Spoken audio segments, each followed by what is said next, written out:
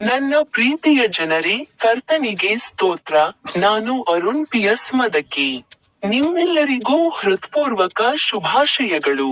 ಇಂದು December 24ನೇ ದಿನದಂದು 2025ರ ಕೊನೆಯ ತಿಂಗಳು. ನಾನು ಧಾರ್ಮಿಕ ಪಿತಾಮಹರ ಮನೆಯ ಹೊರಗೆ ಶಿಶು ಯೇಸುವಿನ ಗೋದಲಿಯ ಪಕ್ಕದಲ್ಲಿ ನಿಂತಿದ್ದೇನೆ. ಆದ್ದರಿಂದ ನಾವು ಕ್ರಿಸ್ಮಸ್ ಆಚರಿಸುತ್ತಿದ್ದೇವೆ. ಅವರು ತಮ್ಮ ಬೈಬಲ್ ವಚನಗಳಲ್ಲಿ ಒಂದನ್ನು ಕುರಿತು ಮಾತನಾಡಿದರು.